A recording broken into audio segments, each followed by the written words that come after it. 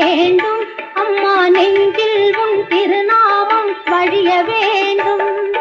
கற்றதெல்லாம் மென்மேலும் பெருக வேண்டும் பாடும் கவிதையிலே உன் நாமம் உருக வேண்டும் அம்மா கற்பூர நாயகியே கனகவல்லி காளி மகமாயி கருமாரி அம்மா